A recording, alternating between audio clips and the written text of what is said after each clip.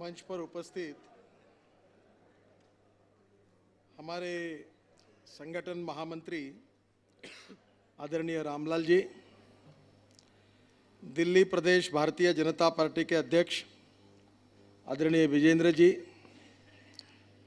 मेरे साथ काम करने वाले राष्ट्रीय पदाधिकारी सहयोगी गण भाई और बहनों और उपस्थित सभी हमारे कार्यकर्ता भाई और बहनों, हमने आज 31 साल पूरे किए हैं। 1980 में भारतीय जनता पार्टी की स्थापना हुई और आज हमने 31 साल पूरे किए हैं, पर हमारे राजनीतिक आंदोलन को 60 साल लगभग पूरे हो रहे हैं। 1951 में जनसंघ की स्थापना हुई और उसके बाद 1980 में भारतीय जनता पार्टी की स्थापना हुई।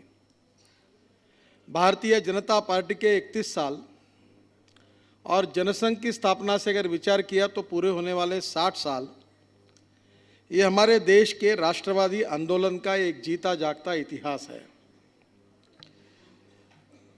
ये 60 साल में बहुत अच्छे और बुरे दिनों का सामना हमारे पार्टी ने और हमारे नेताओं ने किया है।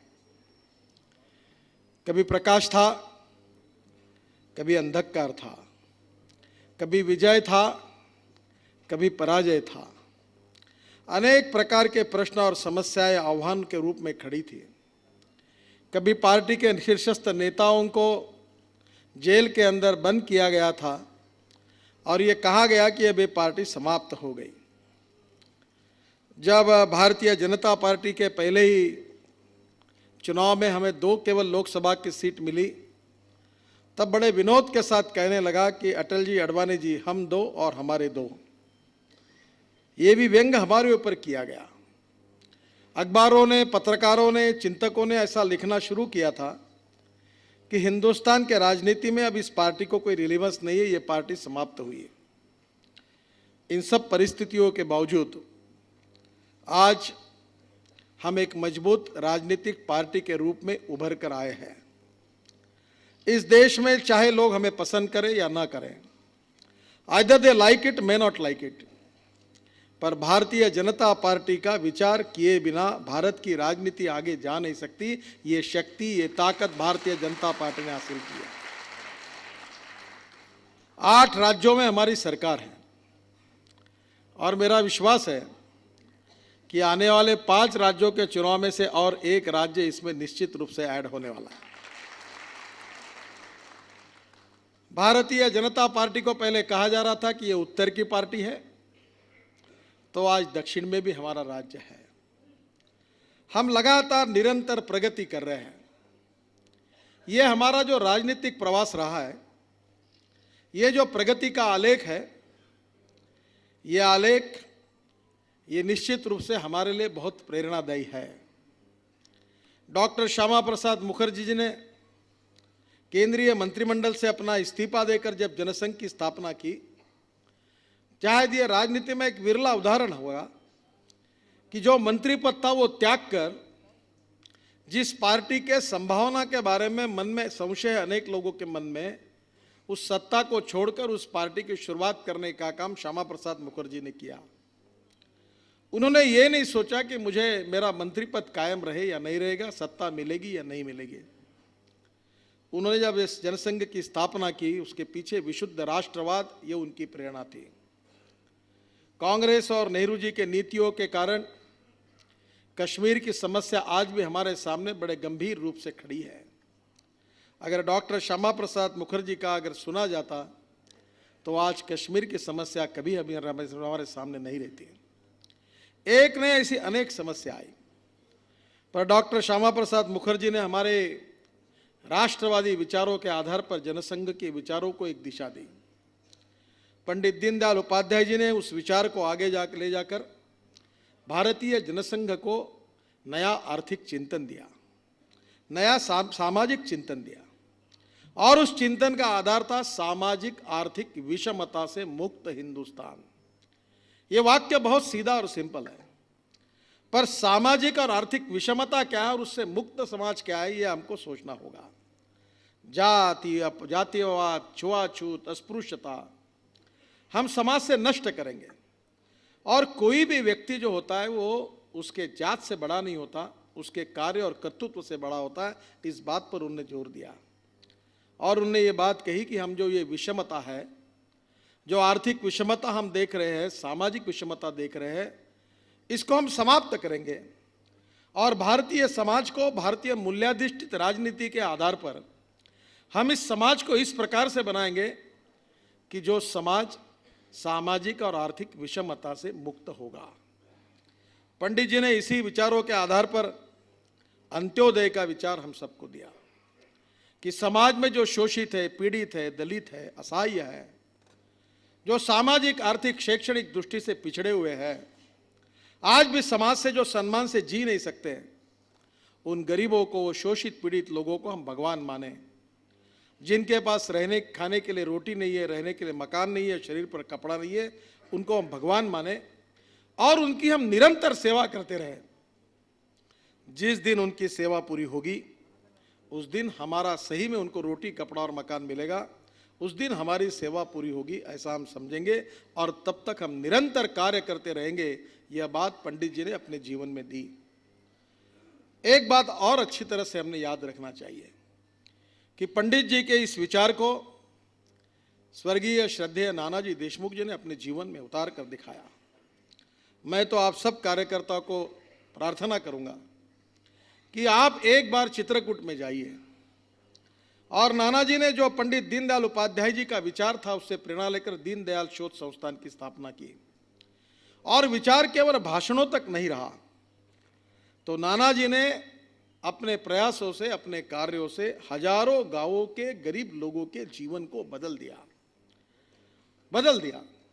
आज वहां आप जाएंगे तो जहां पीने को पानी नहीं था वो पानी मिलता है, खेती अच्छी होती है और ये सब हमारे भारतीय विचारधारा के अंतर्गत हम इस समाज को सशक्त बना सकते हैं। पंडित जी के सामने और नानाजी के सामने निश्चित रूप से दो प्रकार की विचारधारा उस समय थी। एक भारतीय विचारों का मॉडल था और दूसरा यूरोपियन विचारों का मॉडल था। जब मैकेले ने, जो अंग्रेज शिक्षा तज्ञ था, उसने हमारे देश में शिक्षा प्रणाली निश्चित की, तब उन्होंने अपने पत्र में लिखा है कि भारतीय समाज जो है वो भले शरीर से हिंदुस्तानी होगा पर मन से वो अंग्रेज बनेगा। ऐसी शिक्षा प्रणाली हम इस देश को दे रहे हैं। और आज सबसे महत्वपूर्ण बात हमारे सामने है कि हम इस देश के विकास की प्रक्रिया में किस मार्ग से जाने वाले हैं। भारतीय विचारधारा के आधार पर हमारे जो विचार है उसके आधार पर समाज के सर्वांगीण क्षेत्र की रचना करके हम भविष्य के लिए एक सुखी, समृद्ध, संपन्न राष्ट्र बनाने के लिए हिंदुस्तान को लेकर जाने वाले हैं कि यूरोपियन मॉडल को स्वीकार करके हम आगे जाने वाले हैं। और मुझे ऐसा लगता है कि नानाजी और पंडित दीनदयाल उपाध्याय जी ने जो विचार कृति में दिखाया, जिसका प्रगटीकरण हुआ है कि हम सामाजिक आर्थिक विषमता से मुक्त समाज तैयार कर सकते हैं, उन्होंने जो करके दिखाया है उसके आधार पर मैं पूरे विश्वास के साथ कह सकता हूं कि हमारे भारतीय विचार का जो चिंतन है, भारतीय विचारों में हमारी मूल्याधिष्ठित जो राजनीति है, इतिहास, विरासत और संस्कृति के रूप में जो विचारधन हमको मिला हुआ है, उसके आधार पर हम 21वीं सदी का समृद्ध, संपन्न और सामर्थ्यशाली हिंदुस्तान हम बना सकते हैं। यह हमारा पूरा विश्वास है। मैं निश्चित रूप से आपको एक बात बताना चाहूंगा कि there is a difference between two words, one is modernisation and other is westernisation. हम आधुनिकीकरण के पक्षधर हैं। भारतीय विरासत, भारतीय संस्कृति, भारतीय इतिहास की बात करते समय हम इंफॉर्मेशन टेक्नोलॉजी और बायोटेक्नोलॉजी की भी सोच को विचार में लाना चाहते हैं।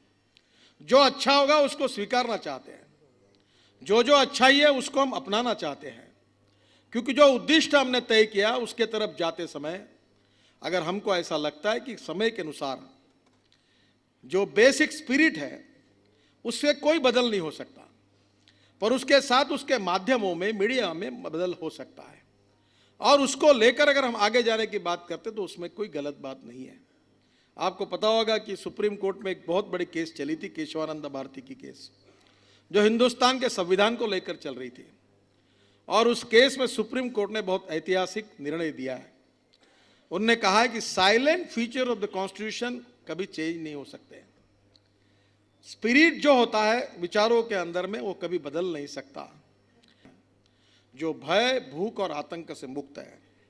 मुझे लगता है कि ये उद्दिष्ट आज की स्थिति में हिंदुस्तान की लोकतांत्रिक व्यवस्था में अगर इस सपने को पूरा करने की ताकत अगर कोई राजनीतिक पार्टी में है तो विश्वास के साथ कह सकता हूं केवल भारतीय जनता पार्टी ये बदलाव कर सकती है। बहनों और भाइयों, हमारे सामने बहुत अनेक प्रकार के प्रश्न और समस्याएं खड़ी है। हमारे संगठन का विस्तार काफी बड़ा हुआ है, समाज के सभी घटकों तक हम पहुंचे हैं। हमारे बारे में बहुत गलतफहमियां फैलाने की कोशिश हमारे विरोधकों ने की है। हम जातीयवादी पार्टी है, हम सांप्रदायिक पार्टी है, हम जात, पंथ, धर्म, भाषा और सेक्स के आधार पर समाज को विभाजित करते काम करते, ये प्रचार किया गया। अलग अलग प्रकार की गलतफहमियां फैलाई गई। पर एक बात निश्चित है कि जो लोग हमारे सानिध्य में आए, जिनके साथ हमारा सत्संग हुआ, जिनको हमारे साथ काम करने का मौका मिला, वो सब लोगों के मन की गलतफहमियां दूर हुई है। और कभी कभी मुझे ऐसा लगता है कि ये इमेज वर्सेस रियलिटी वाली कहानी है।